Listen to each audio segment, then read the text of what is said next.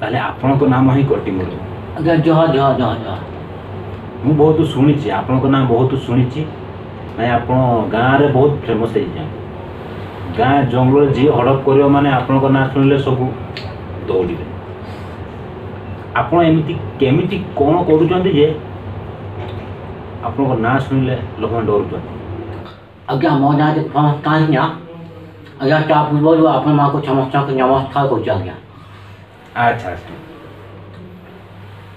चाँच बड़ा बड़ी इतनी कर जोहार तो के नपा के चाह को पे और नपा जो बहु नाम जोहा में और बपला में आज्ञा या उठम करिया आज्ञा आपण सुख थांतु एवं शांति थांतु एवं भल थांतु आज्ञा भल थां अब गाँव भुवन जो आने की बहुत बहुत धन्यवाद आपण मान को बहुत बहुत धन्यवाद आज्ञा आज्ञा एते बड़ स्टूडियो कौन देखा जाउची झरना फना देखा जाउची पछाड़े झरना जो देखाउची पानी बहुची आज्ञा की जो स्टूडियो बाप रे बाप एते बड़ स्टूडियो मो भगवान को मुंडिया मारबी नमस्कार जोहार करबी आज्ञा एते बड़ स्टूडियो मते आनी थिबो आज्ञा मु जमारू जाइनी एते बड़ स्टूडियो प्रथम समय पे आनी की आज्ञा आपण मते एपट सेपट पचारिबे ने मु तो एते पढ़ा पढ़ी करिनी आज्ञा मो पिला माने आज्ञा पंचायत आज्ञा पंचायत से माने बाबू जान मुझे मुल्कल को एते पचारिबनी मुझे कहि पारिबे और यदि मोर मुंड टिण हले आज्ञा मु किछि कहबिनी परेबी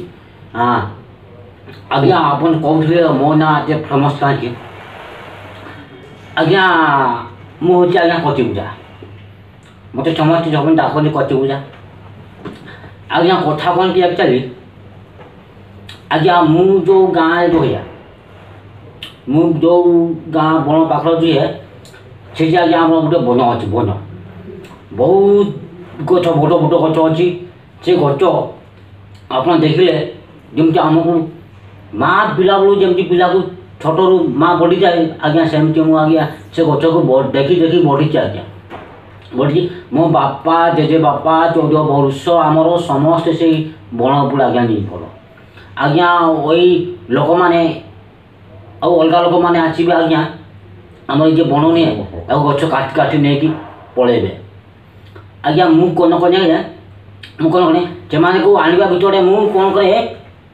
से जगे आज्ञा जगे समस्ते जगंती है कि कहती मु आज्ञा क्या छाड़ा लोक नहीं आज्ञा आम आदिवासी लोक क्या छाड़ा लोक नहीं आज्ञा आम टाण चल अच्छी टाण चल थे मानिदेला आज्ञा आप जीवन जम राज को देखीदेवे आज्ञा जाणी खेचड़ा आम आदिवासी लोक बहुत चाहच आम क्या किसी कहबुनु हेल्ले आमको मुंड टण थोड़े थोड़े टिण होगले आज्ञा आम क्या छाड़बुन जाणी खेचड़ा आज्ञा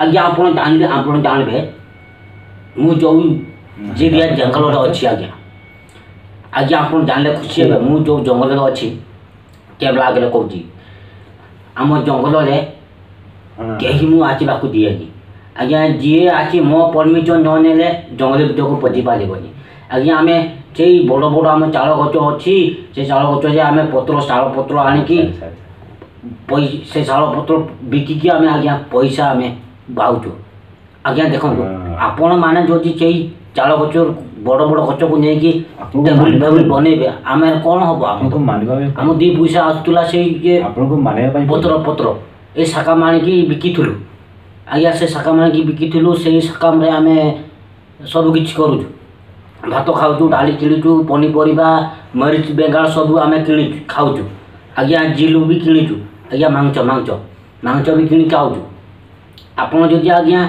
आमर से गच को नष्ट कर आम केमी जीवितु से बहुत चालाक जिते लोक कहीं जिते राजी हम आज्ञा मुझे बढ़ेबी आज्ञा बढ़ेबी जंगल भितर को बढ़ेबी मु तो बुढ़ा लोक मो बाल फाल पाची गलानी आते बयस मसे 2 मास बची मरीजी आज्ञा आज्ञा से विषय मुझे चिंता कली से भर गोटे उपड़ा काल कले मो ना बहुत ऊपर को उठब कति बुढ़ा बुढ़ा था बहुत भल बुढ़ा था से आज्ञा मुझे राति 12टा बेले जाकि से आमर से चाल गच से आज्ञा चढ़ी जाए जिते बड़े मुझे चढ़ी जाए किए जापारती ना कि जापारती ठीक से समय जिते लोक मैंने आसती गछ को काटुदी आप आज्ञा आप विश्वास करेंगे एमती गछ काटे आप जापारे एमती से काटे ଆଜ୍ଞା ସେମାନଙ୍କୁ କାଟିବା ଆବାଜ ଶୁଭାଯିବନି, ସେମାନଙ୍କୁ ରହିଥିବ ଆଖିକୁ ଆସିଲା ହଁ ଇନା ବି ଜ୍ୱର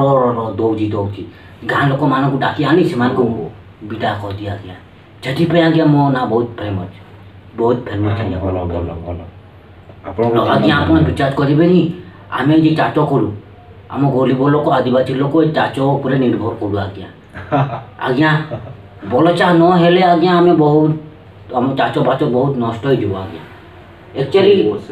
ଆକ୍ଚୁଆଲି ଆଜ୍ଞା ମୁଁ କହିବାକୁ ଚାହୁଁଛି ଯେ ଆପଣମାନେ ତ ବୋଧେ ଯାଏ ଲୋକ, ଆମେ ତ ଯାଏ ଲୋକ, ଆମେ ଆପଣମାନେ ଆମକୁ କହୁଥିଲେ ସାହାଯ୍ୟ ଫାହାଯ୍ୟ କଲେ ଯେମିତି ଚଳକାଳଙ୍କୁ କୁହନ୍ତୁ ଏମିତି ନୂତନ ପିଢ଼ି ଆମ ଚାଷମାନଙ୍କୁ ଉନ୍ନତି କରୁ, ଏମିତି ଚାଷରେ ଏମିତି ଡେଭଲପ୍ କରୁ ଯେମିତି ସବୁ ଜାଗାରେ ଚାଉଳ ଫଳ ନ ଅଭାବ ଆଜ୍ଞା। ଆଜ୍ଞା ଆପଣ ଚାକିରି ବାକିରି କରୁଛନ୍ତି ଲୋକ, ଚାକିରି ବାକିରି କରୁ, ଆପଣ ବାବୁ ବଡ଼ ବାବୁ, ଆମେ ତ ଛୋଟ ଗରିବ ଲୋକ ଆଜ୍ଞା। ଆମ ଚାଷ ନ କଲେ ଆପଣ କିଛି ଖାଇବେନି।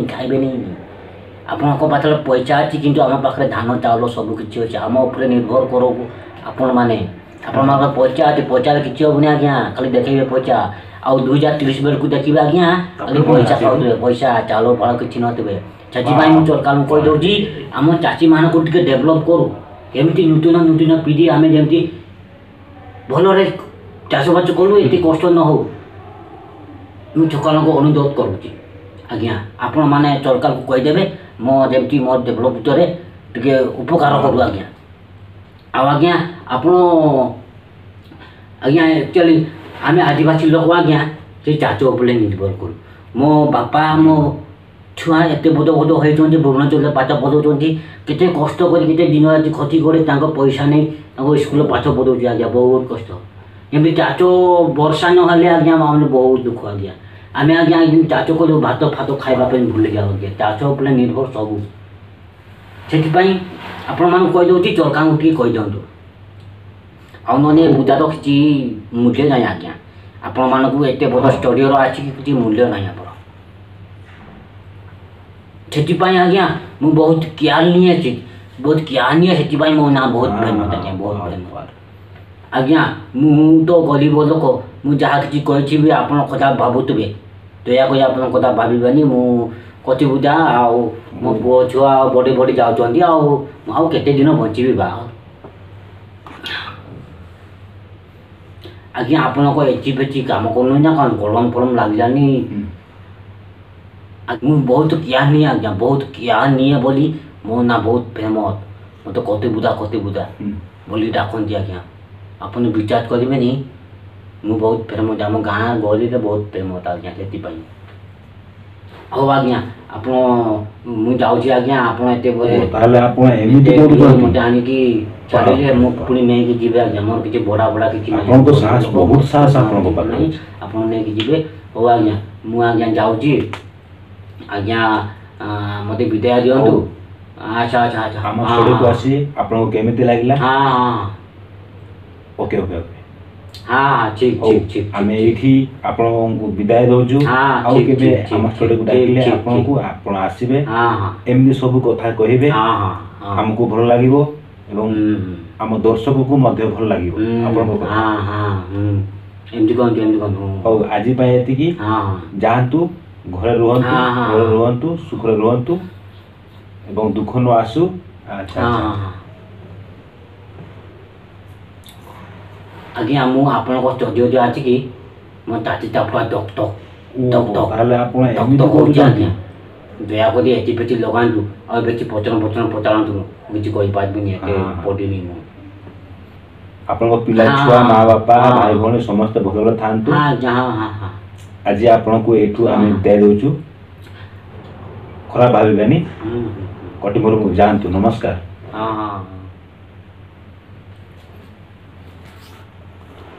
ଆପଣମାନଙ୍କୁ ମୁଁ କଟିଂ ରୁମକୁ ନେଇ ଆସିଥିଲି, ଆପଣମାନଙ୍କୁ ଯାହା କିଛି କହିଛି ବା ଯାହା କିଛି ଆପଣମାନଙ୍କୁ କଟିଂ ରୁମ୍ ଠାରୁ ଶୁଣିଲେ ଆପଣମାନଙ୍କୁ ବହୁତ ମଜା ଲାଗୁଥିବ ଏବଂ ବହୁତ ଭଲ ଲାଗୁଥିବ।